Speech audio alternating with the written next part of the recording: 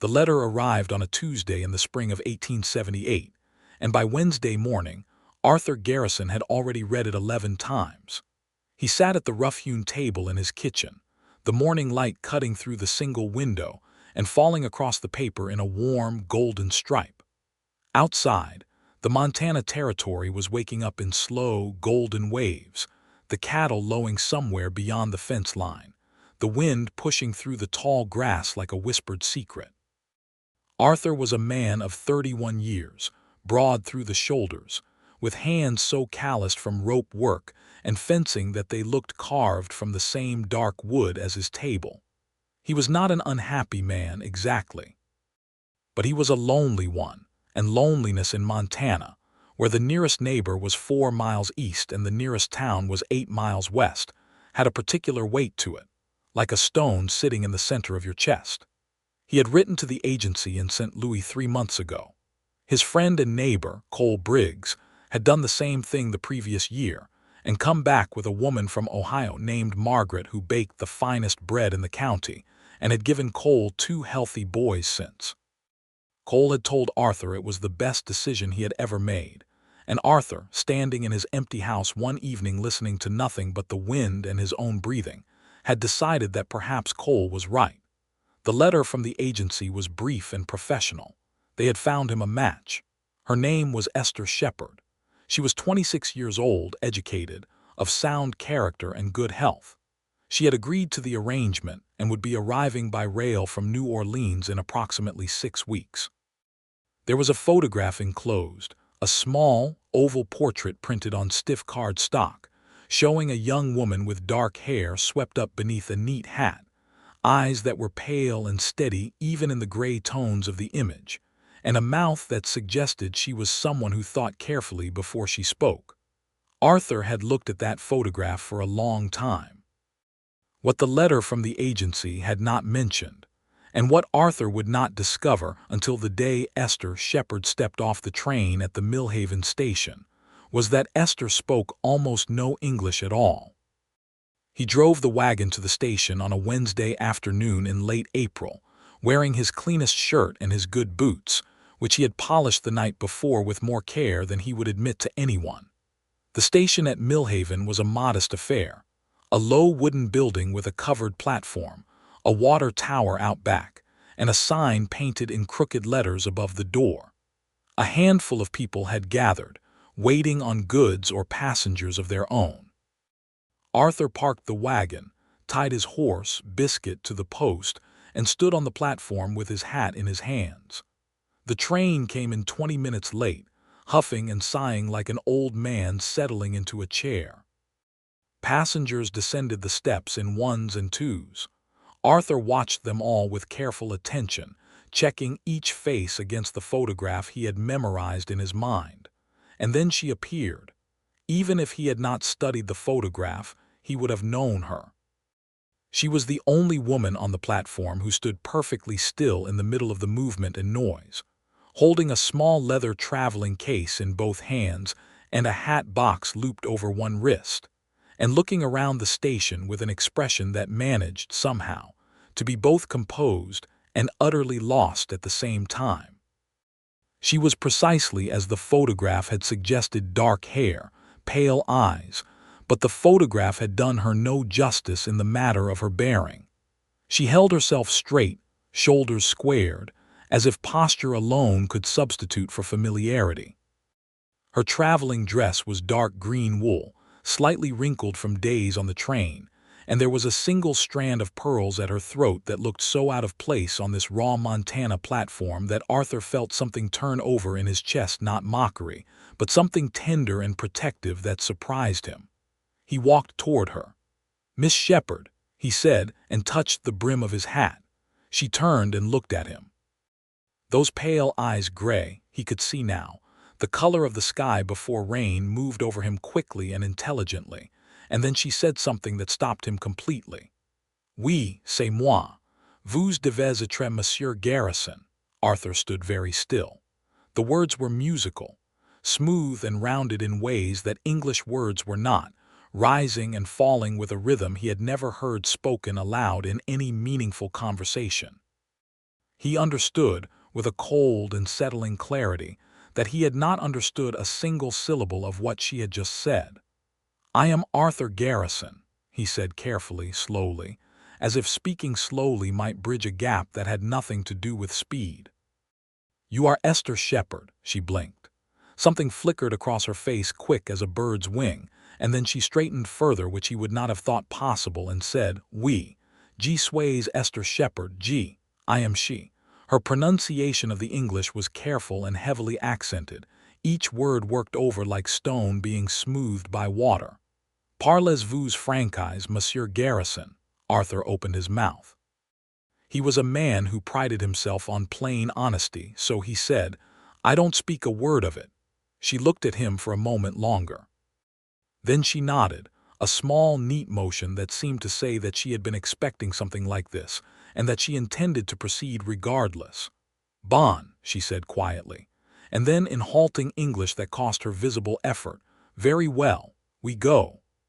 They stood on either side of this enormous gap, she on her side, he on his, and for just a moment, Arthur Garrison was not sure what a person did next. Then he took her traveling case from her hand, because that much required no language at all, and he walked her to the wagon.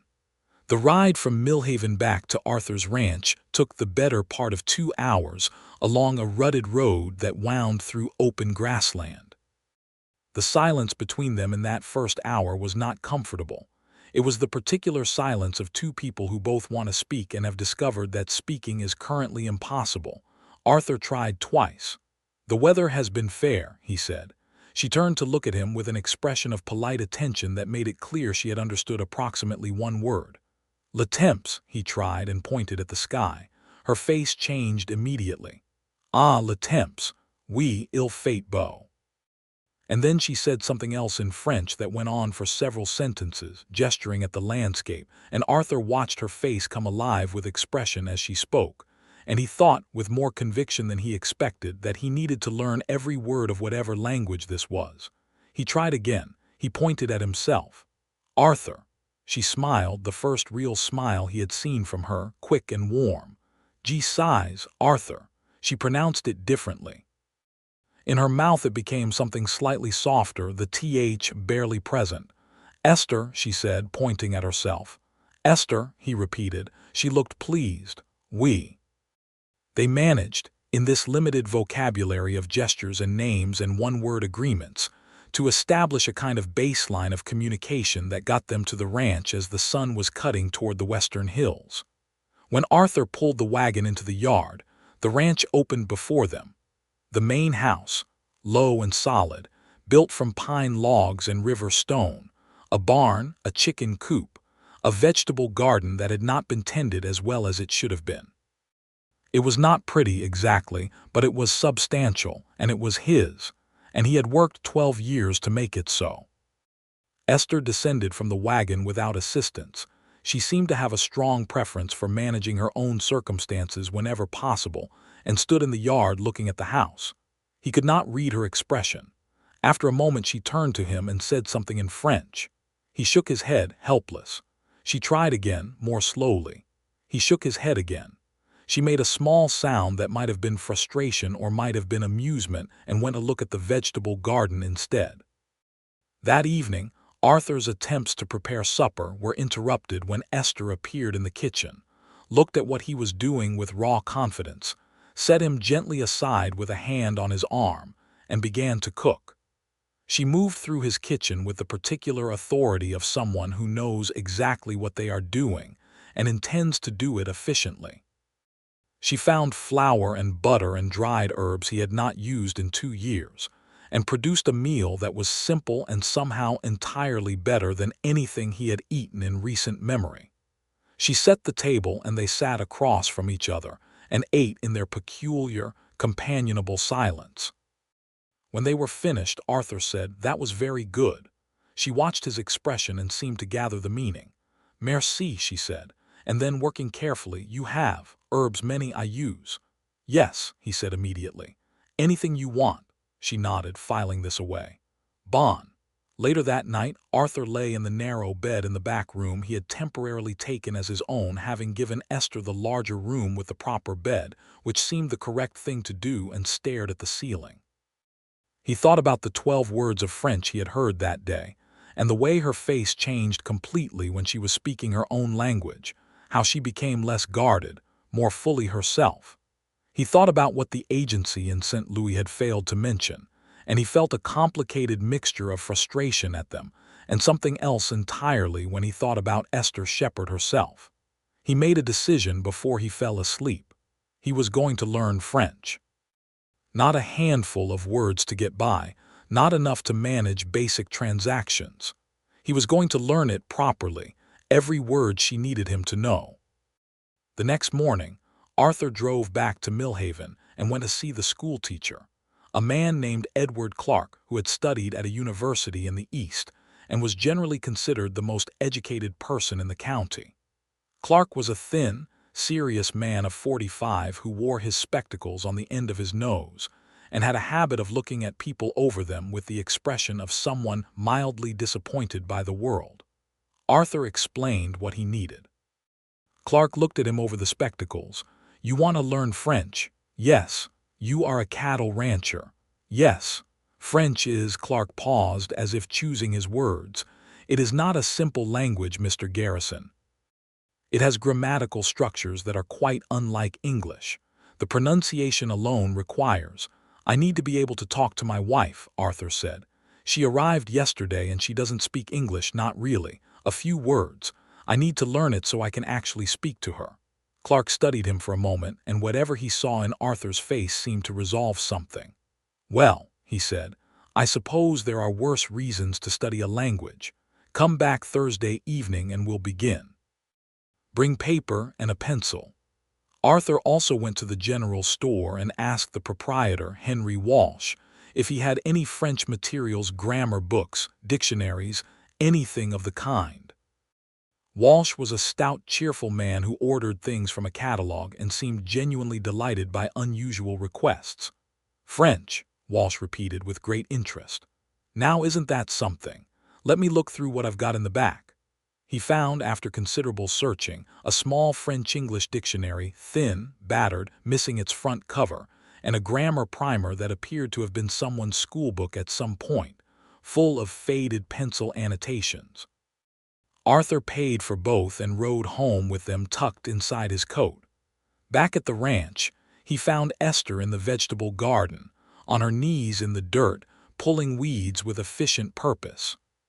She had changed into a simpler dress and tied her hair back, and she looked more settled than she had the day before, as if she had decided the night was for uncertainty and the day was for work. She looked up when he came through the gate. He held out the dictionary. She sat back on her heels and looked at it and then up at him. He saw something move through her eyes, surprise, perhaps, or something more complex than surprise. "For us," he said, and pointed to the cover and then between them. "So we can." He made a gesture with his hands that was supposed to convey conversation, and probably conveyed very little. She took the dictionary from him with both hands, as if it were something precious, and looked at it for a long moment. Then she looked up at him and said something in French, quietly, and he caught none of the words but all of the meaning. It was "thank you," spoken not as a formality but as something genuine. "You're welcome," he said. She opened the dictionary right there in the garden and began to turn pages. He crouched down beside her, ignoring the dirt, and she pointed to a word "mason," and on the English side "house," and then at the house. He repeated the French word, and she corrected his pronunciation with patient precision. Then she pointed to the earth, found the word for soil, and they spent the next 20 minutes crouched in the vegetable garden building a vocabulary from the ground up. Cole Briggs came by the following afternoon, riding up on his gray horse with a bottle of whiskey and the particular self-satisfied expression of a man who has given good advice and knows it. He tied up at the fence and came into the yard calling Arthur's name and found Arthur on the porch steps with the French grammar primer open on his knees, mouthing words to himself. Cole stopped walking. He looked at the primer. He looked at Arthur. "What in the world?" Cole said. She doesn't speak English, Arthur said. The agency. The agency did not mention that part, no. Cole sat down on the fence rail. He was a compact man with reddish hair going gray at the temples, and his face was currently doing something between alarm and amusement. So what are you going to do? Learn French, Arthur said, as if this were perfectly obvious. Arthur, she's a person, Cole. She's a person living in my house, and she can't talk to anyone. That's not, he stopped. That's not right. She shouldn't have to live like that. Cole was quiet for a moment. Can't she just learn English? She is learning English. She's working at it hard, I can see that. But it takes time, and in the meanwhile she's alone every single day with nobody to properly speak to, and that he shook his head. I'm learning French. Cole looked at him with an expression Arthur could not quite read. Then he said, Margaret's going to want to meet her, and left it at that. Inside the house, Esther had heard the voices and came to the door. Arthur introduced them. This is Cole Briggs, my neighbor. He's a good man. And she gave Cole a nod and a steady look, and said something in French that was clearly a polite greeting. Cole received it with the expression of a man who has encountered something he was not prepared for and is managing as best he can. She's very, Cole began. She is, Arthur agreed. That evening after Cole had gone, Arthur sat at the kitchen table with his dictionary and his primer, and Esther sat across from him, and they studied together. This had become their evening habit already, as naturally as if it had always been there. Esther would write a French word on a piece of paper in her neat hand. She had beautiful handwriting, precise and slightly formal, and Arthur would sound it out and she would correct him. Then she would write the English word underneath and say it aloud in her accented English, and he would confirm the pronunciation. They were building something, one word at a time. He learned that the French word for heart was cœur, said like a door closing softly. He learned that oiseau was the word for bird, and that the letter combination in it bore no resemblance to how it was spelled, which delighted him because her face, when he got the pronunciation right for the first time, was worth any amount of embarrassment about how wrong he had been getting it. He learned beau for beautiful and terre for earth and nuit for night and revenir, which she tried to show him the English for and which turned out to mean to come back. Why that one? He asked when she had written it down. She looked at him steadily and said, because I think about it. He did not fully understand this, but he wrote it down anyway. On Thursday he went to Clark's house for his first proper lesson. Clark had set up a small table in his study and had notes ready, and he began at the very beginning the alphabet, the basic sounds, the gendered nouns, which Clark warned him would be the hardest part. Every noun in French is either masculine or feminine, Clark said. There is no neutral. The word for moon is feminine. The word for sun is masculine. The word for love, he checked his notes. Amour, it is, somewhat unusually, masculine. Arthur wrote everything down.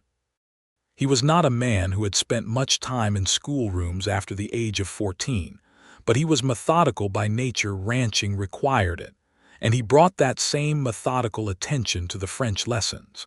He went home and practiced aloud in the barn where no one could hear him make mistakes. Biscuit, the horse, was an uncritical audience. 3 weeks after Esther's arrival, Margaret Briggs came to visit, which was an event of considerable significance, as Margaret was the most reliably kind person in the county and was also, as Cole admitted freely, completely unafraid of any situation. She rode over on a Friday morning with a basket of food and a manner that suggested she was prepared to be friends with Esther regardless of any obstacle.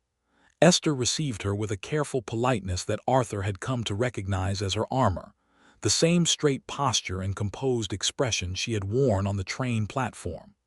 Margaret set her basket on the kitchen table, looked at Esther, and then said something that Arthur had not expected. She said it in French. It was imperfect French, clearly learned and not native, but it was real words in the right order, and Arthur saw Esther's composure break apart completely.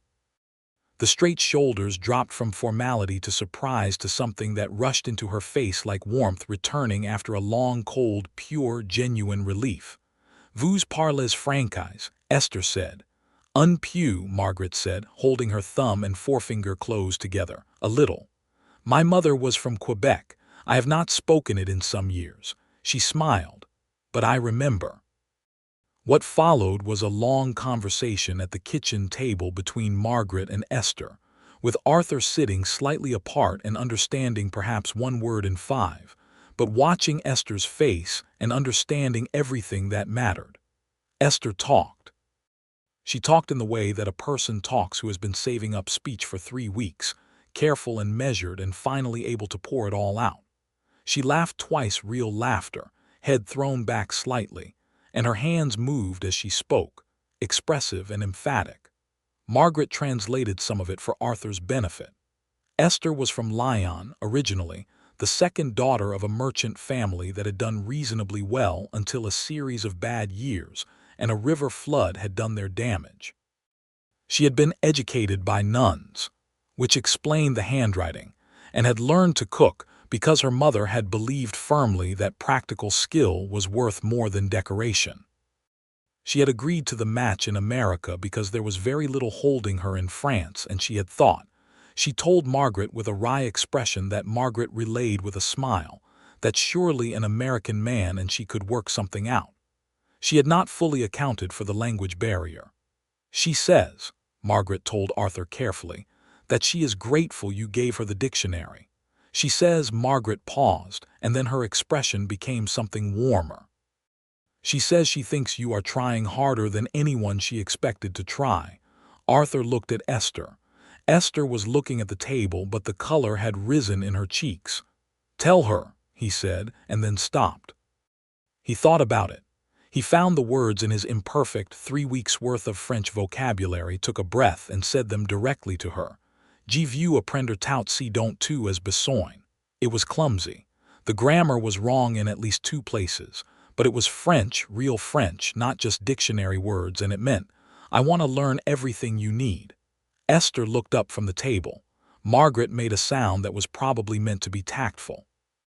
And Esther said in careful English, one word at a time, I think you already do. The spring moved into summer. Arthur's days were long. There was always fence to mend, cattle to move, hay to cut, water troughs to clean out, the 1,000 persistent demands of a working ranch that did not pause for a man to be sentimental or to study irregular French verbs.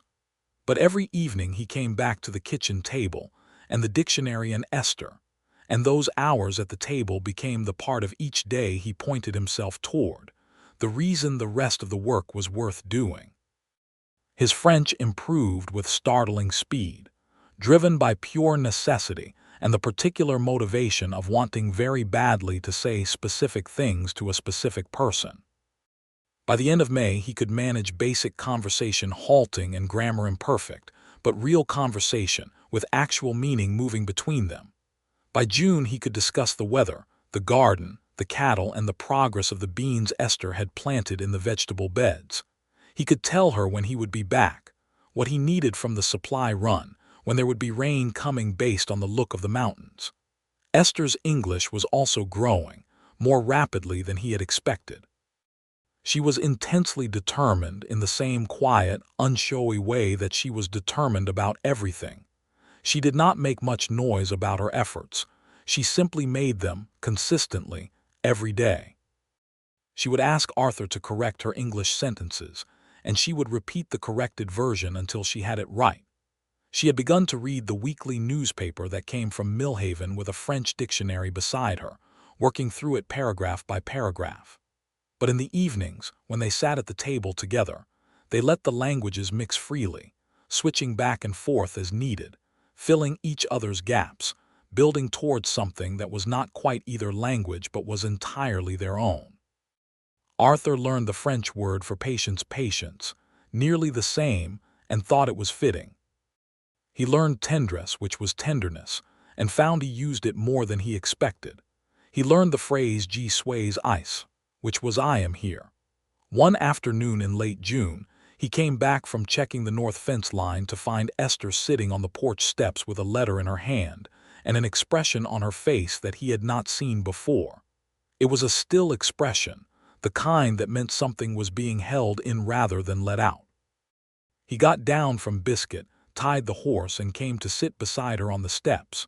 She showed him the letter. It was in French, and he read it slowly, working through the words, asking her twice about phrases he did not know. It was from her sister in Lyon. Their mother had died in March, 2 weeks before Esther had departed for America. The letter had been written before Esther's own departure but had taken the long way to reach her, forwarded through the agency in St. Louis, arriving months after the fact. Esther had known her mother was ill when she left. She had not known she was dying. Arthur sat with this information for a moment. Then he put his arm around her shoulders, carefully, because they had not yet navigated the physical map of what they were to each other with any great precision, and she turned into the arm immediately, the way a person does when they have been waiting for exactly that. She did not cry. She was not, he had come to understand, someone who cried easily or publicly, but she put her face against his shoulder and he felt her breathe, one long, slow breath, and held on. "Je suis désolé," she said against his shirt. "I am sorry, or perhaps I am sorry for my grief." "Ne t'en fais pas," he said. "Don't worry about it," which was probably the wrong thing to say in terms of precision, but she understood what he meant, which was, "You do not have to be sorry for anything, not with me." After a while she sat up straight again and looked out at the mountains. "Elle aurait aimé ka," she said. "She would have liked this. Votre mère, your mother, oui, elle aimait les grands étendues. Les espaces ouverts. She loved large spaces, open places. Montana has those," Arthur said. He had said it in English without thinking and then repeated it in French imperfectly. "La Montana a de grands espaces." She looked at him, and something moved in her face that was different from anything he had seen there before, something that was beginning to be something. "Oui," she said. Il n a, the first time he made her genuinely laugh. Not the polite, careful laugh she used when she was being gracious, but a real one, startled out of her, was at dinner on a Thursday in July. He had been working on a sentence in French all afternoon, wanting to tell her that her soup was better than anything he had eaten at the hotel restaurant in Millhaven the one time he had dined there, and he had the vocabulary assembled, but the grammar was still somewhat experimental. He delivered the sentence at dinner with great confidence. What he had meant to say was, "Your soup is better than the finest restaurant in the county."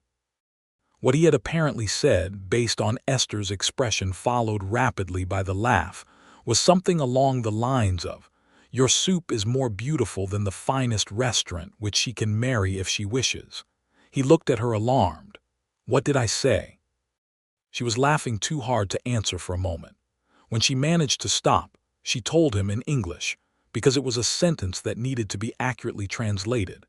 He sat back and then began to laugh too, and that was how they spent the next 10 minutes, laughing at the table over the soup that could apparently marry a restaurant, and it was the best dinner Arthur had ever had.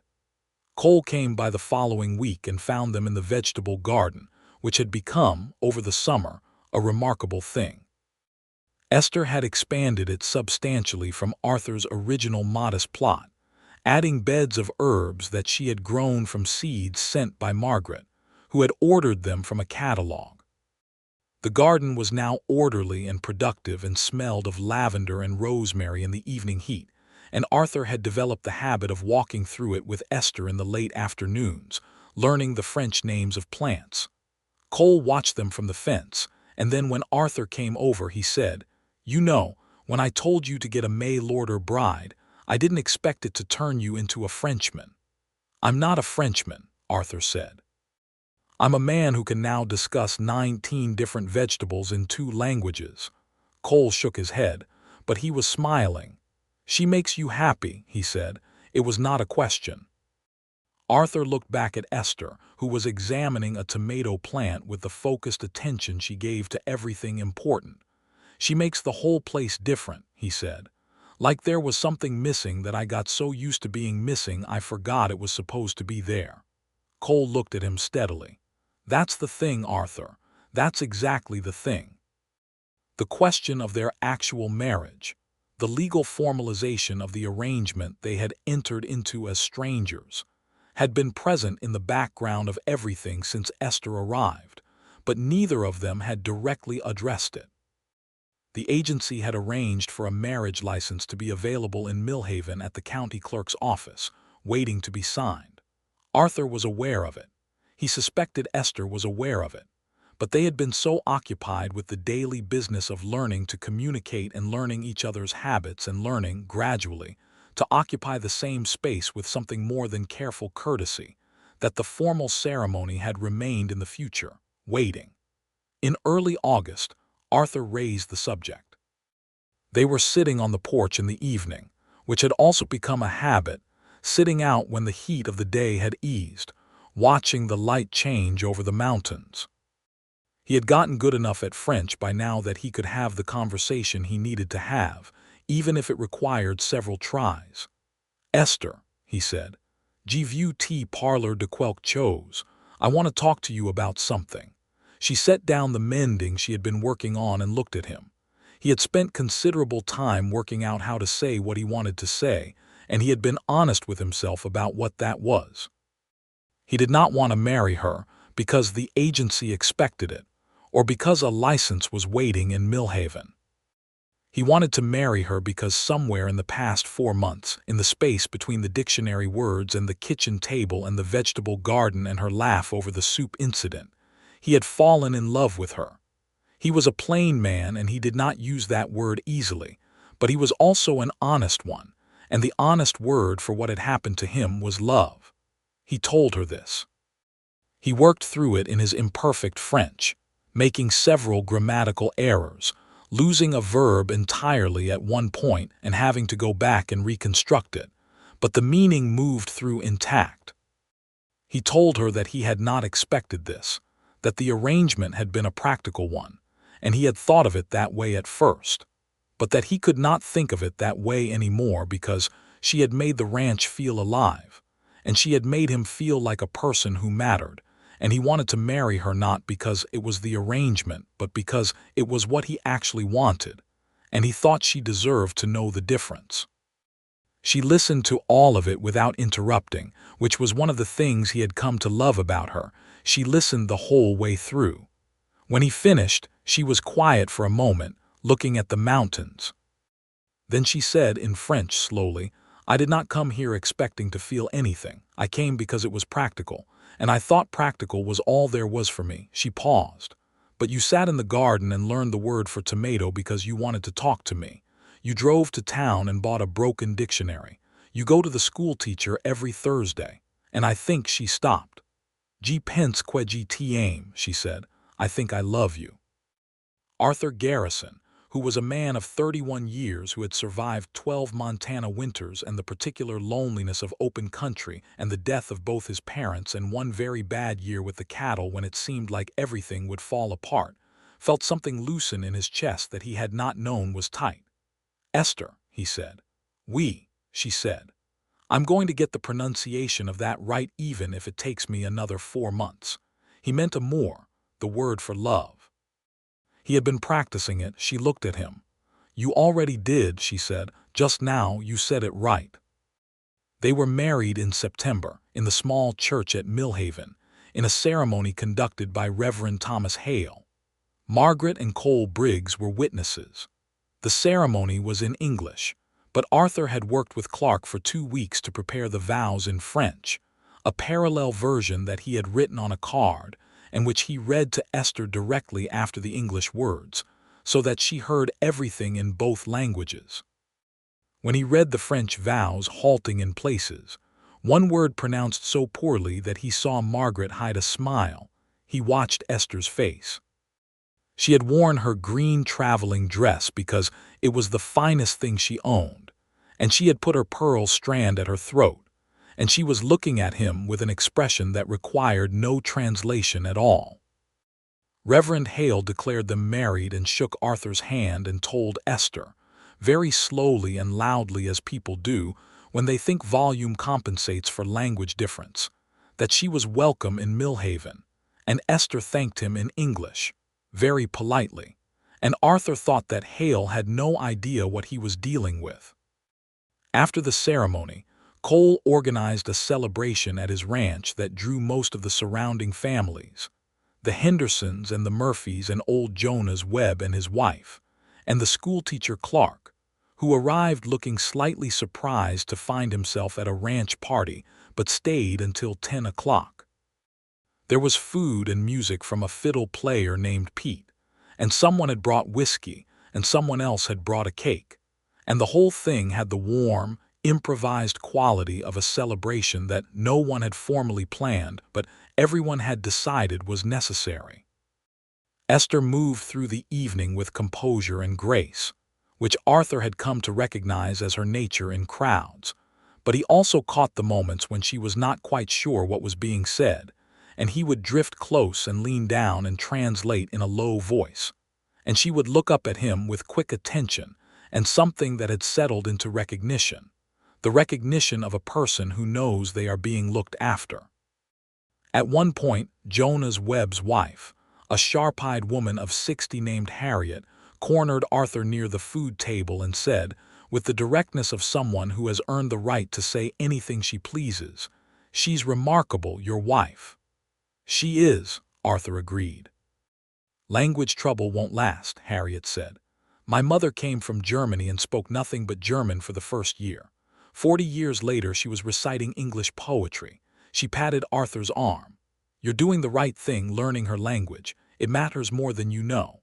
Arthur thought about this later, riding home with Esther beside him in the wagon under a September sky so full of stars it seemed almost too much, too extravagant.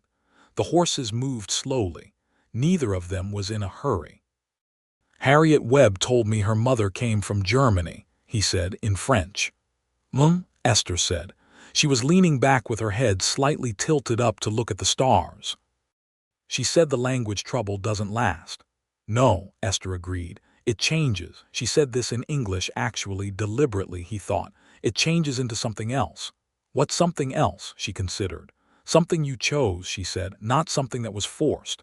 You do not learn a language for someone because you are required to. You learn it because you want to be where they are." He let this settle. "That's it," he said. "That's exactly it." She looked at him sideways in the starlight. "Vous voyez," she said, reverting to the formal you, a small tease. "You understand French very well now."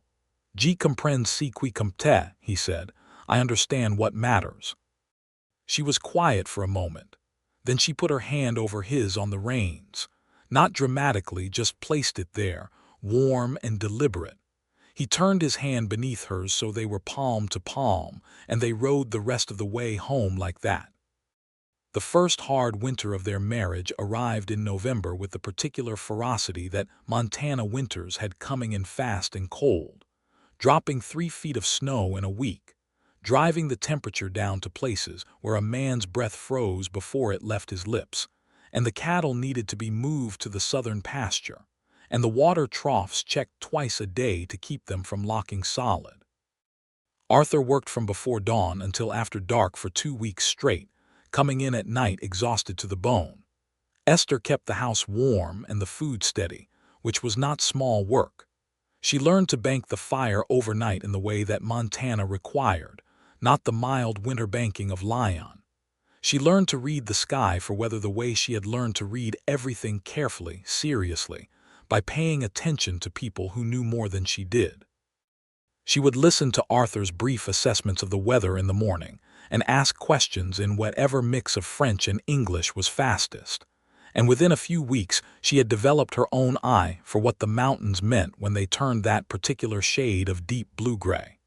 During those winter weeks, the long evenings in front of the fire became their real school. Esther had started teaching Arthur some of the more literary French. She knew poems she had memorized from her education with the nuns, phrases from novels she had read in Lyon.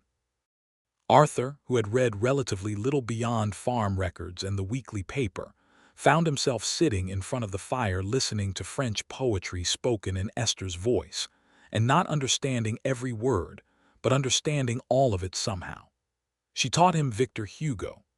She recited lines from Les Miserables with the unself-conscious ease of someone who had carried them so long they had become part of her own grammar.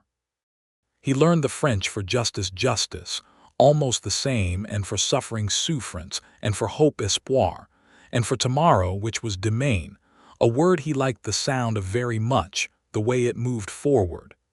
"Did you read a great deal in Lyon?" he asked. "Always," she said. "My father thought it was impractical. My mother thought it was necessary." A pause. "My mother was right about most things." "What did you read?" She listed books he had not heard of. A few he had, talked about authors with the easy fluency of genuine love for the subject. And he listened with full attention because he was learning something important about her. That she was a person with a deep interior life that she had been carrying through all of this on her own.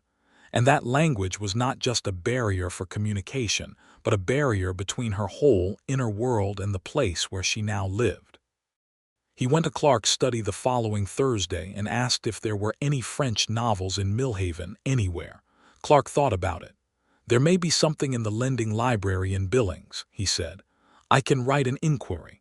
There is also a man named Dubois who runs the farrier operation east of town. I believe he is from Quebec. He might have books."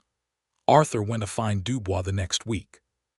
The farrier was a compact, weathered man of about 50, with the careful hands of someone who had spent decades doing precise work. And when Arthur explained what he was looking for, Dubois looked at him with great interest. "Your wife is French, from France, from Lyon." Dubois's face opened into something that was very nearly delight. "I have not spoken to a French woman in 20 years, he said. He had a different accent from Esther's, more nasal, the Quebec French that was its own thing, but it was French nonetheless. "You must bring her to meet me and my wife. My wife is English, but she has always wanted to practice her French." He went to the back of his shop and returned with 3 books, worn paperback volumes that he pressed on Arthur without hesitation. "Give her these. Tell her they are from a fellow French speaker who is very glad she is in Montana." Arthur brought the books home and presented them to Esther that evening. She read the titles and looked up at him. "Where did you get these?" "There's a man named Dubois. He's a farrier east of town. He said to tell you they're from a fellow French speaker who is very glad you're in Montana." She held the books against her chest and looked at him for a moment. "You keep finding them," she said. "Finding what? People, things, connections." She shook her head slightly. "Every time I feel like there is no thread between me and this place, you find another one." He thought about this. "That's what I'm supposed to do," he said. "No one told you that." "No," he agreed. "I just know it." She went to find Dubois herself the following week, riding with Arthur in the wagon to his farrier shop east of town.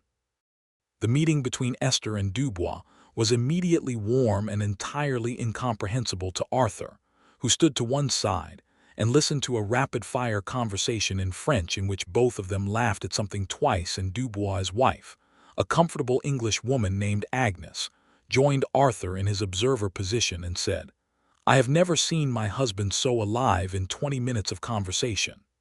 "Esther has that effect," Arthur said, with considerable pride.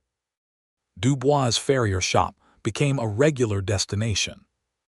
Esther and Dubois's wife Agnes developed a friendship that operated across the language gap with cheerful practicality. Agnes was learning French from Dubois, and Esther was learning English, and they would spend afternoons correcting each other's progress with much laughter. It was the first friendship Esther made in Montana that was entirely her own, not mediated through Arthur, and he watched it take root with the particular satisfaction of seeing something that needed to grow finally finding the right soil. Christmas of 1878 was the first Christmas of their marriage, and Arthur spent a week preparing for it with more care than he had given to any Christmas in his adult life. He wrote to a store in Billings and ordered a book of French poetry, a real one, bound properly, and had it arrive in time. He tried, with Margaret's help and his own improving French, to recreate the general shape of a French Christmas dinner as Esther had described it once in passing, and while it was imperfect in several respects, The right ingredients were not always available in Montana. It was recognizable, and when he put it on the table on Christmas evening, Esther looked at it for a long moment before looking at him. "How did you know?" she asked. "In English." "You told me," he said. "In September. About the food your mother made. I was writing it down." She stood on the other side of the table from him and shook her head very slowly, and her eyes were very bright. "Arthur," she said. "Come and sit down," he said. "It'll get cold." She came and sat down, and he poured wine that he had traded 6 months ago for exactly this occasion, a bottle that Walsh had special ordered from somewhere back east. They said grace, and Esther said her own grace in French under her breath alongside his English, the two prayers running together quietly. It was, Arthur would think afterward, the first time the house had felt like it was truly, fully their home, not just his home that she had moved into. He gave her the poetry book after dinner. She held it and turned it over and ran her thumb along the spine, and then she looked up at him and said in French, "I have something for you too." She went to the bedroom and came back with a package wrapped in paper, and inside it was a journal, bound in dark leather with her handwriting on the first page. He took it to the lamp and read slowly, working through the French. She had written in French, "This is for the man who is learning every word I need to hear, so that one day when his French is perfect and my English is perfect, we will still have our own language between us, the one we made together. Write the words you learn in here. Write the things you want to say. One day this will be the record of something extraordinary." He sat down in his chair and read it twice. "Esther," he said. "Oui. Gt aim," he said, in French clearly, properly, the way he had been practicing since September. "Gt aim," she said back, simply, without complication, the way the truth usually is. The winter eased into spring, and spring into summer, and summer into the second year of their marriage, which was richer and more fully inhabited than the first. Arthur's French had moved from functional to genuinely fluent in the practical domains of their daily life, and he had begun to venture into more complex territory. He could now manage an actual argument in French, which had been necessary once or twice, and which he considered a legitimate measure of linguistic competence. He could make Esther laugh intentionally and on purpose, in French, which was the real test. Esther's English had become strong and sure, with the remnant of a French accent that she made no effort to reduce because, as she said once, it was hers and she would keep it. She had begun to help in the general store on Wednesday afternoons, having offered this to Walsh when it became clear he was overwhelmed during the busy spring season, and Walsh had accepted with enthusiasm, because Esther brought to the task the same organized precision she brought to everything. And within a month she had reorganized the stockroom in a way that Walsh's assistant described as a miracle. She was becoming, Arthur saw with a quiet joy that he carried in his chest like a lamp, a person of this place. Not by losing what she had been, but by adding to it. Montana was becoming as much a part of her as Lyon, and he thought her mother would have been glad. In the spring of 1879, Esther told Arthur she was expecting their first child. She told him in the morning before he went out to check the cattle, standing in the kitchen in the early light. She told him in English, clearly and without preamble, which was her way with important things. He stood very still for a moment and then crossed the kitchen and took both her hands in his and held them. "Are you well?" he asked. In English and then immediately in French, because sometimes it was still faster. "Est-ce que tu vas bien?" "I am well," she said. "I am," she paused, looking for the word. "Afraid a little, but well." "You do not have to be afraid," he said. She gave him a very level look. "I know you mean that kindly," she said, "but all women are a little afraid." He acknowledged this. "Tell me what you need." "I need," she said, "for you to not treat me as if I am made of glass. I am not made of glass. I am made of Lyon stock in Montana winters, and that is quite sturdy." He smiled. "I know that." "Good," she said. "Then go check the cattle and stop looking at me like I might break." He went, but he turned back once at the door to look at her in the kitchen light, and she caught him doing it and made a shooing motion with her hand, and he went, Grinning, the pregnancy proceeded steadily through the spring and summer. Margaret Briggs was a constant and valuable presence, having done this twice and being very practical about it. Esther and Margaret had developed a friendship that had moved beyond the original circumstance of Margaret's Quebec French. They communicated now mostly in English, with French words sprinkled in where they were more precise, a comfortable pidgin that they both seemed to enjoy. Margaret had opinions about the pregnancy, which she delivered with warmth and without excessive drama, and Esther received them in the same spirit. There was a doctor in Millhaven, a man named Dr. Philip Caldwell, who had come west from Pennsylvania some years ago and had remained because, as he said, the work was never dull.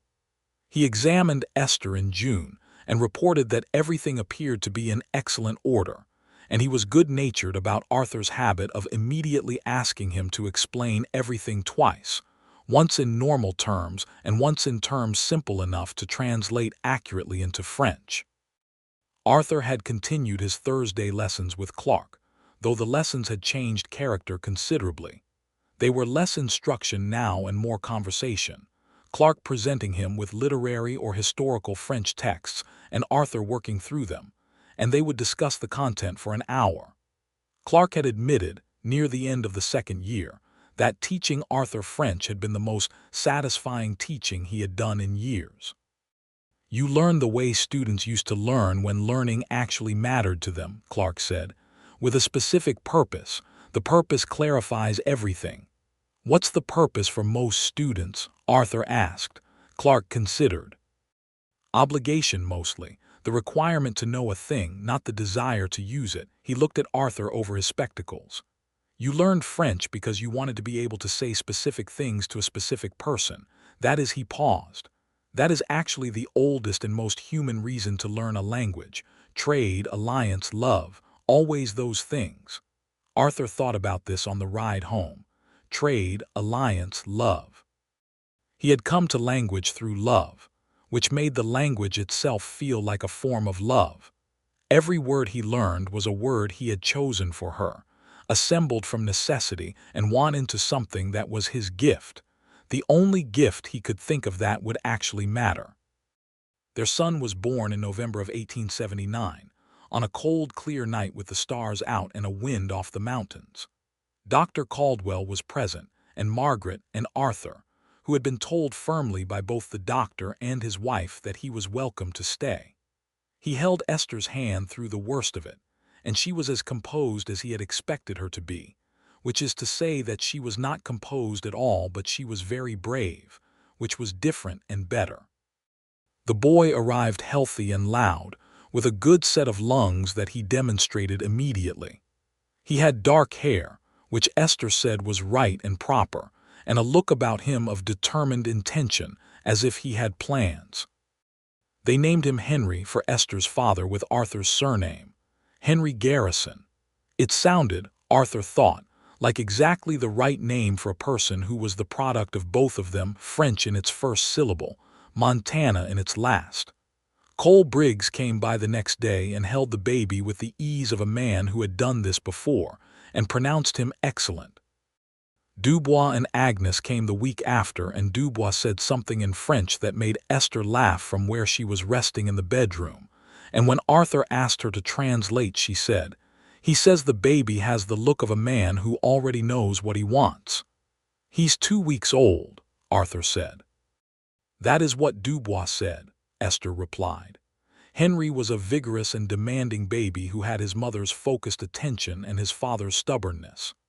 Esther managed him with the same competent calm she brought to everything, and Arthur discovered, somewhat to his own surprise, that he was a natural father, patient, attentive, unafraid of the practical demands of infant care in a way that some men found beneath them. He changed diapers without complaint and sat up for night feedings so Esther could sleep, rocking Henry in the chair by the fire and talking to him quietly in French, which seemed to be what settled him most effectively. "You are going to grow up bilingual," Arthur told Henry one night by the fire, "in French, 2 languages, your mother's and your father's. Or maybe just the one we made together. We'll see what sticks." Henry regarded him with the profound, unfocused seriousness of a 2-month-old and said nothing in any language. "That's fair," Arthur said. The winter of 1879 into 1880 was long but not brutal by Montana standards. The ranch had had a good year. The cattle were healthy, the hay stores were solid, and Arthur had made a decent return on the fall sale that had allowed him to invest in some additional fencing along the north boundary that had been a persistent problem. He had also, over the course of the past year, taken on a ranch hand named Eli, a young man of 23 from Tennessee who had come west looking for work and was competent with both horses and cattle, and had the good sense to treat Esther with the same respect he gave Arthur. Eli lived in a small room in the barn that Arthur had fitted out properly, and he was useful and quiet, and had no opinions about the French spoken in the main house. Eli, in fact, had started picking up individual French words from proximity, which Arthur discovered one morning when he heard Eli say bonjour to Esther as she came through the yard, pronouncing it better than Arthur had in the first month. Esther had apparently been teaching him in passing, offering words and corrections during the course of normal daily interaction the way she did with everything matter-of-factly without making a production of it. "You're teaching Eli French?" Arthur asked that evening. "A little," she said. "Is that wrong?" "No," he said. He shook his head, smiling. "You're unstoppable is what you are." She considered this as a compliment, which it was. "He asked," she said. "He said he thought it sounded like a good language to know." "He's not wrong." Spring of 1880. Henry was growing into himself, becoming a person with preferences and a proto-vocabulary that was already mixing French and English words with cheerful randomness. He said papa and mammon and what appeared to be his version of bonjour, which came out bonjour in 2 separate emphatic syllables, and he said the English word bird when a bird crossed his line of sight, which was so perfectly ordinary and so extraordinary to Arthur all at once that he wrote it in the journal Esther had given him at Christmas, under all the French words he had been collecting. Bird. Oiseau. My son said both. Esther saw the journal entry and put her hand flat on the page for a moment, as if pressing it in.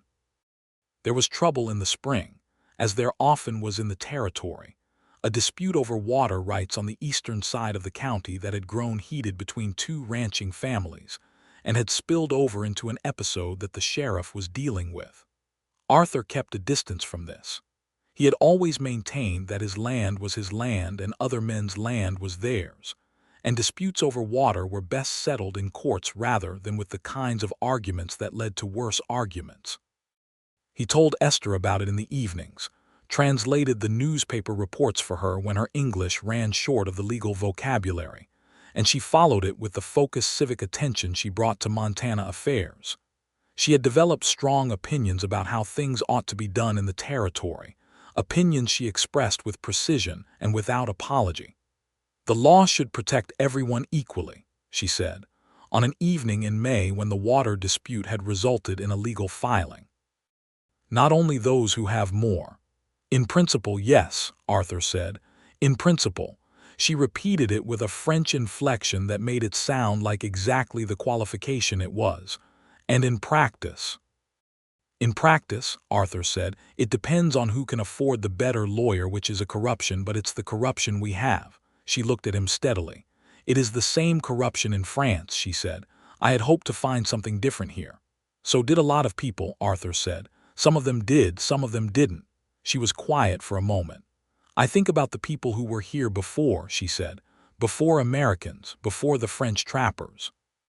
The people who were here when it was only this." She gestured at the mountains, the grass, the whole of it. What it must have been like, and what was done. Arthur had thought about this too over the years, though he had not always had the words to think about it precisely. Living on land that had not always belonged to the people who held it now was a fact he could not pretend away. "Yes," he said, "there's no good way to account for that." "No," she agreed, "but one can acknowledge it. That is at least something." "Yes," he said, "that's at least something." The summer of 1880 brought a drought that was not catastrophic, but was worrying. The grass on the northern pasture went brown earlier than usual, and Arthur had to move the cattle south in July, 2 weeks ahead of the normal schedule. Eli was invaluable during the move, working long days without complaint, and Arthur paid him the bonus he had been planning since Christmas, which Eli received with the same quiet steadiness he brought to everything. Esther managed the house and the garden during the drought with characteristic precision. She had learned early on that the vegetable garden required direct watering in dry weather, and had installed a system of rain barrels that caught whatever moisture there was, and used it with mathematical efficiency. The garden survived the summer largely intact, which was more than most of the gardens in the county could claim. In August, they received a visit from Arthur's older sister, Clara, who had married a man in Denver and had not seen Arthur in 4 years. Clara was a robust, opinionated woman of 36 who said exactly what she thought about everything, and who, Arthur had always believed, was the person in the family he most resembled in character if not in manner. Clara arrived by rail and wagon and spent the first hour of her visit assessing Esther with the frank intelligence she brought to all assessments. Esther, for her part, assessed Clara in return, which Arthur found both entertaining and slightly nerve-wracking, as he loved both women and wanted them to like each other. They managed. More than managed. By the second evening, Clara and Esther were in the kitchen together for 2 hours, the sounds of cooking and talk and occasional laughter coming through the door, and Arthur sat on the porch with baby Henry on his lap and listened to the sound of his household being fully alive. Clara found him there when she came out to tell him dinner was ready. "Your wife," she said, "is one of the most interesting people I have met in a long time." "I know that," Arthur said. "She said you learned French for her." "Yes." Clara looked at him with the expression she had used their entire lives when she was deciding whether to say a thing. She decided to say it. "Mother and father would have thought you had lost your mind," she said, "and they would have been entirely wrong. This is," she gestured at the house, the yard, the whole of it. "This is the right thing, Arthur. All of it." Arthur held Henry and looked at the mountains and felt the truth of what she was saying settle over him like the good weight of a blanket in cold weather. "I know," he said. Clara went back to Denver after a week, taking with her Esther's recipe for the herb soup, written out carefully in both French and English, with notes, and a warm feeling about Montana that she had not expected. The years moved the way years do when you are living a full life in them, present and noticed, and then suddenly past. The individual days impossible to separate from each other in memory, but the shape of each year clear. The ranch grew steadily, not dramatically, in the way that solid work in good land produces, not windfalls but depth, the accumulation of right decisions made consistently over time. Henry grew from an infant to a toddler to a small, fierce boy who ran through the yard calling for his father in French and his mother in English because he had decided, apparently by some internal logic, that this was the correct assignment.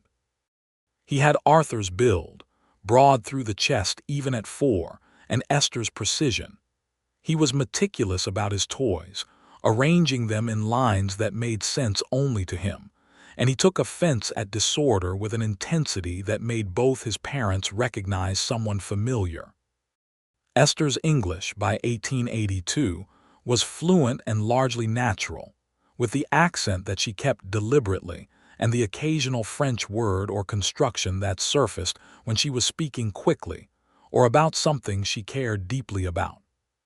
Arthur's French was, by this point, genuinely strong, not poetic, perhaps, and not as literary as hers, but real and full and capable of saying everything he needed to say, including the complicated things, the things that required nuance and precision. They had developed, over the years, the linguistic habit that Esther had predicted in the journal on Christmas of their first year. A language between them that was neither fully French nor fully English but was entirely their own, the private vocabulary of their marriage, full of words from both sides and some words that existed only between them. in-jokes and shortcuts and endearments that had no translation anywhere because they had invented them. In the spring of 1882, Esther told Arthur she was expecting their second child. This time she told him in the evening, on the porch, as they sat watching the last light go off the mountains.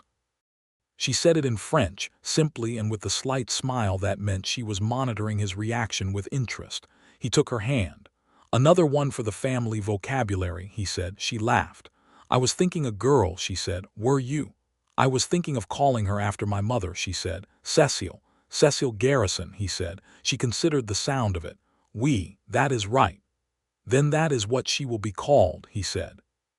She was born in October of 1882, smaller than Henry had been, with the same dark hair but with Arthur's eyes, a clear hazel that would, Esther predicted, change before settling. She was quiet where Henry had been loud, watchful where Henry had been expressive, and both her parents were thoroughly besotted with her in their different ways.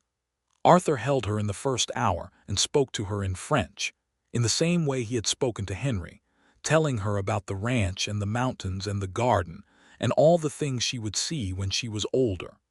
Cecil Garrison looked at her father and blinked in a way that suggested she was already forming opinions. Henry, at almost 3, received his sister with a gravity that dissolved fairly quickly into wanting to show her his toys, which she was not yet in a position to appreciate. He would work on this problem for the next several years with patient, systematic effort.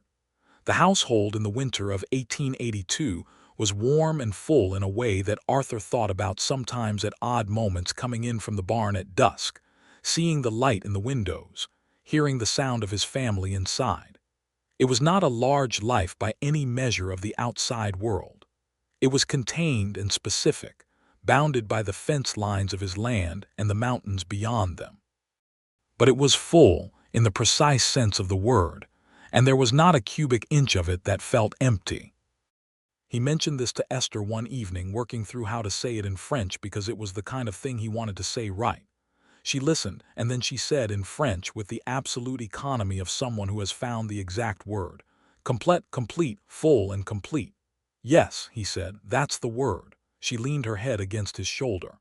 "It was not what I expected," she said quietly. "When I came, I expected," she paused. "I expected difficulty, practical arrangement. Working out something livable." She was quiet for a moment.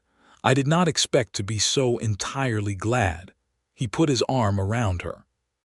Outside, the wind moved through the grass and the cattle were settled in the south pasture, and Henry had gone to sleep an hour ago and Cecil was sleeping in her cradle near the fire. "Did you ever?" he began. "Did I regret coming?" she said. She had always been very good at knowing what he was about to ask. "Yes." She thought about this with the genuine consideration she gave to everything, not rushing to reassure him. "There were days," she said, "in the beginning, when I could not say what I was thinking to anyone, when everything was unfamiliar and I did not know yet if it could become familiar." A pause. "But then you brought me the broken dictionary. And you sat in the garden to learn the word for tomato." She shook her head slightly.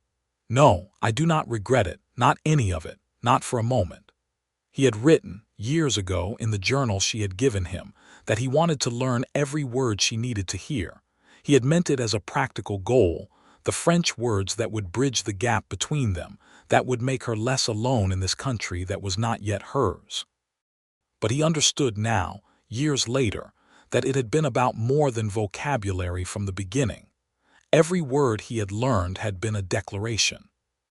Every lesson with Clark, every evening at the table with the dictionary, every imperfect sentence and corrected pronunciation and grammar error laughed over and tried again, all of it had been the same thing, said in 1,000 different conjugations. "You matter, you are worth the effort. You are not alone." She had given him the same thing in return, patiently building her English while he built his French, meeting him in the middle of the distance between them, not waiting for him to cross it all himself. Clark retired from teaching in 1883 and moved east to live with his daughter. But before he left, he came to the ranch and had dinner with Arthur and Esther. And it was perhaps the most comfortable dinner party Arthur had hosted. Clark and Esther spoke French together for the first half of the evening, and Clark looked like a man who had found something he had been missing. And afterward he told Arthur that Esther's French was precisely as good as he had suspected from the beginning. "She is a remarkable woman," Clark said at the door.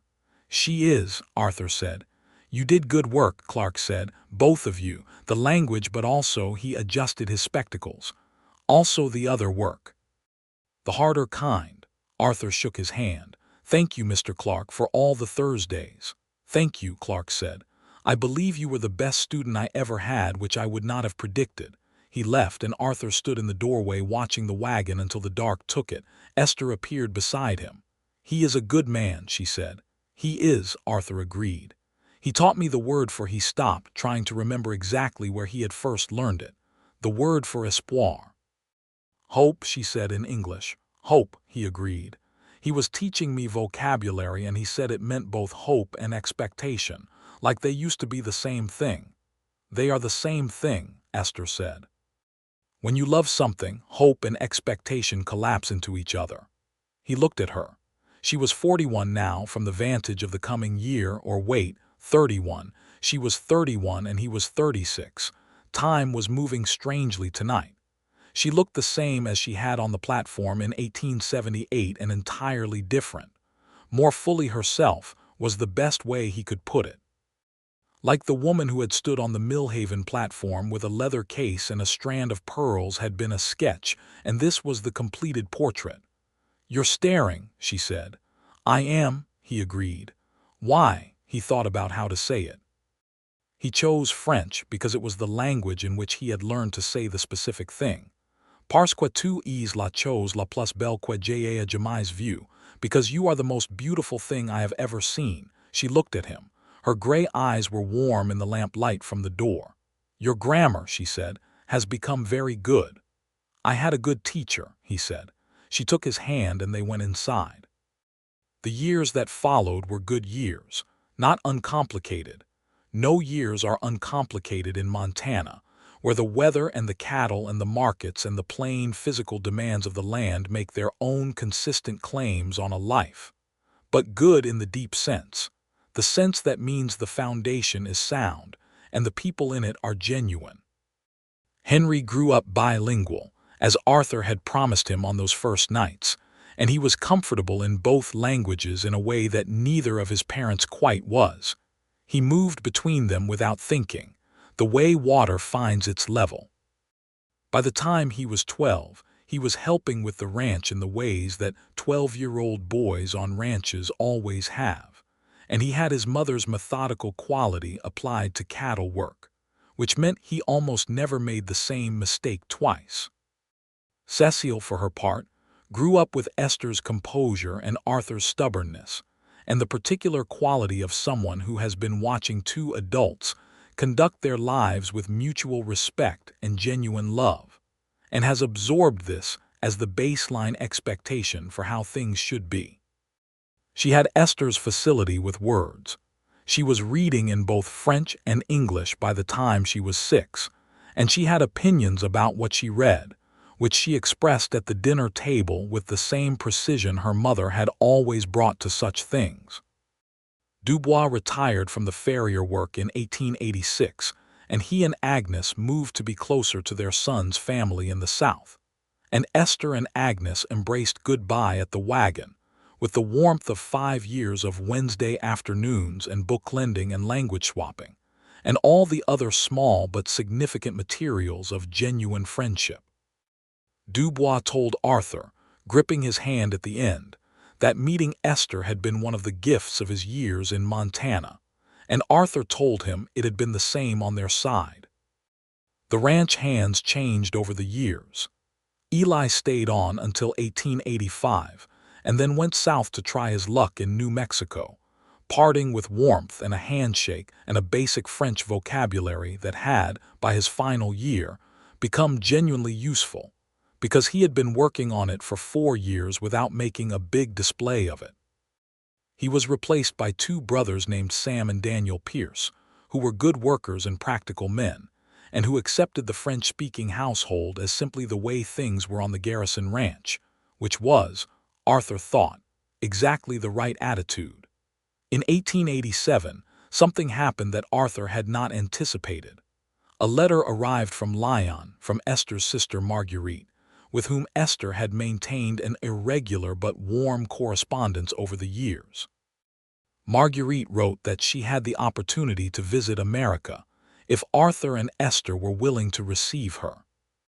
Esther read the letter at the kitchen table and then looked up at Arthur with an expression that he recognized as the one she wore when she was trying not to want something too much. "Your sister," he said. She wants to come." "Then she should come," he said immediately. "It is a long journey." "Yes. It would be an imposition, Esther," he said. "Your sister has never met your children. She has never seen where you live or what your life looks like. She should come." Esther looked at him for a moment. Then she put the letter down and wrote the reply herself, right there at the table in her quick, precise French handwriting. She wrote for some time. When she was done, she folded it and addressed it, and handed it to Arthur to take to the post without saying what she had written, which was her way with things that were important. Marguerite Shepard arrived in the summer of 1887, in late June, on a rail journey from New York that she had described in a previous letter as long and entirely worth it. She was 2 years older than Esther, darker through the coloring, and she had Esther's precision without Esther's composure. She was warmer on the surface, more immediately expressive, and she arrived at the Millhaven station talking at high volume in French about the train journey and looking at Montana with the overwhelmed appreciation of someone who has not expected anything quite so large. The reunion between the sisters on the platform made Arthur step back and look at something else for a few minutes, because it was private and complete and did not require an audience. Henry, who was 7, watched the two French women embrace and said to Arthur quietly, "Papa, pourquoi est-ce que maman pleure? Papa, why is Mama crying?" "Because she is very happy," Arthur said, in French. Henry considered this. "Does happy make people cry?" "Yes," Arthur said. "The best kind of happy does." Marguerite stayed for 8 weeks, which was enough time to become thoroughly devoted to Henry, slightly baffled by and then completely charmed by Cecile, and completely won over by Montana. She told Esther and Arthur over dinner one evening, been prepared for something rough and difficult, and had found instead something that had a grandeur she was not equipped to describe. "You were right," she told Esther in French, which Arthur followed comfortably. "I was worried about you when you left. I thought, what is she going to in that wilderness?" She shook her head. "But you," she looked at Arthur and then back at Esther. "You made a life." "We made a life," Esther said, and reached under the table to put her hand over Arthur's. Marguerite went home in August with a collection of dried Montana wildflowers and 8 weeks of stories and the promise to return, which she kept 3 years later, bringing this time a husband of her own named Pierre, who was a dry goods merchant from Lyon, and who was everything Marguerite wanted in a person, which was to say slightly chaotic and very funny. Pierre and Arthur, with Marguerite and Esther translating in both directions at once, managed to build a conversation about cattle and commerce and the political situation in France that lasted through 2 dinners and a long afternoon on the porch. And Arthur thought it was one of the better conversations he had had. By the end of the century's last decade, the Garrison Ranch was a solid and established presence in the county. Arthur had added land on the southern boundary when the opportunity arose, and the cattle operation was steady and well regarded. He had become, without quite intending to, a man people came to for advice on water management and pasture rotation, and he gave it plainly and freely, the way he did everything. Esther had become, equally without intention, a central figure in the community in her own right. She had started in 1889, a small lending library in the back room of Walsh's General Store, organized with the precision of someone who had been educated by nuns and had thought about cataloging systems. That had by 1891 grown to fill 2 rooms and had books in both English and French, and people came from the surrounding county to use it. She ran it with calm efficiency, and an absolute refusal to judge what people chose to read, which made it comfortable for everyone. The library had been Walsh's idea, actually. He had come to her with the proposal because he had observed for years that she ran the stockroom with organizational genius and had a particular relationship with books, and he thought she was the right person. She had agreed with the same neatness with which she agreed to things she actually wanted to do. Arthur had watched this happen with a satisfaction so complete it was almost physical. This was Esther in her full element, organized, purposeful, in service of something she believed in the community that had become hers as fully as Lyon had ever been.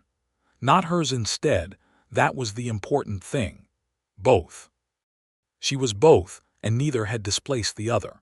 In 1891, Henry was 12 and reading everything he could find in both English and French, and Cecile was 8 and had begun to teach herself to read a little Spanish from a primer she had found in the library's back room, which Arthur thought was either alarming or wonderful and could not decide which. "She gets it from you," Esther told him. "I only learned one extra language." "You only needed one," Esther said. "She apparently intends to be more ambitious." The evening of their 13th wedding anniversary, in September of 1891, Arthur and Esther sat on the porch as they had done on so many September evenings over the years, watching the light go off the mountains. The children were inside. The ranch was still. The day had been warm and was settling into a cool, clear evening. Arthur had been working on something for a week, writing it out in the journal and revising it because he wanted to get it right. He had filled more than 2 journals now.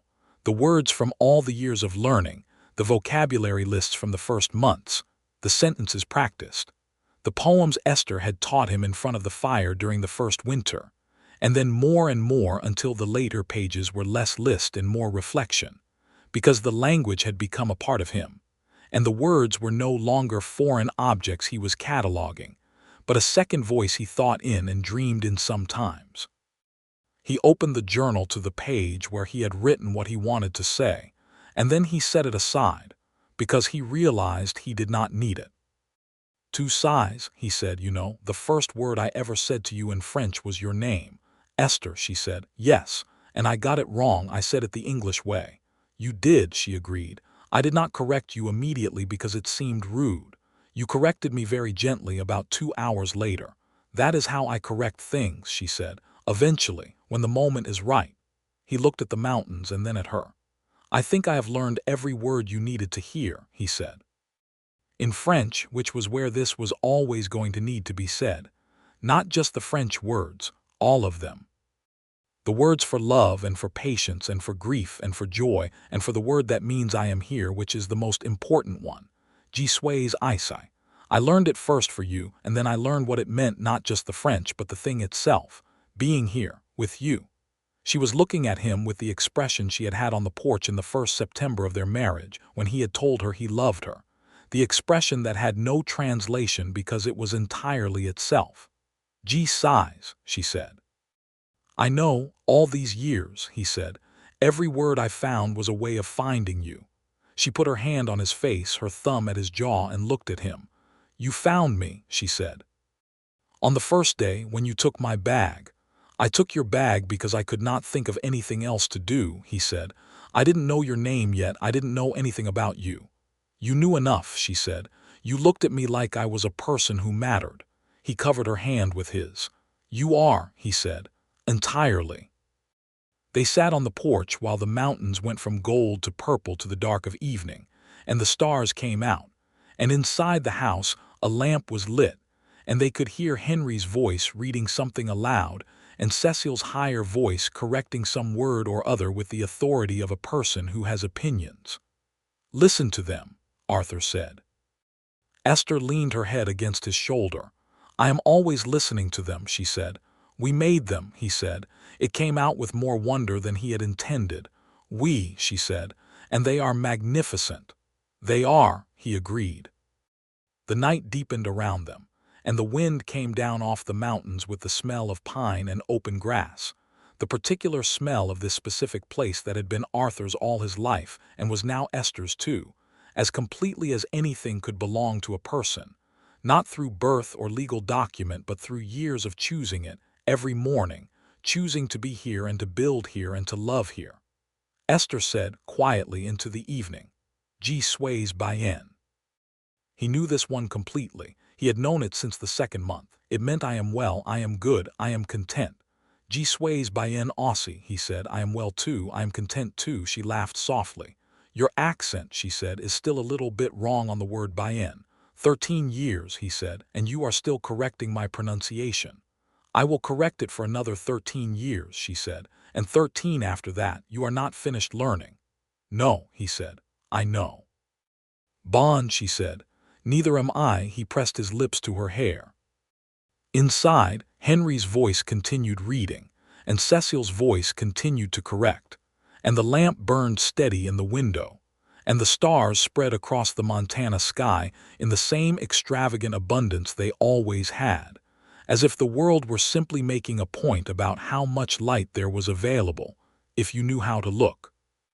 Arthur Garrison, who had driven an empty wagon to a train station 13 years ago, not knowing what was about to change, held his wife on their porch and felt the good and solid weight of every year between that day and this one. Every word learned, and every word said, and every word that had moved between them across the distance that language makes and love closes. He had learned every word she needed to hear, and she had given him back a vocabulary he had not known he was missing, not just French, but the language of a life fully lived, of a person fully known, of a place that means something because someone else has chosen it too. And outside, the ranch stretched away to the mountains, and the grass was silver in the moonlight, and the night was quiet and full and good.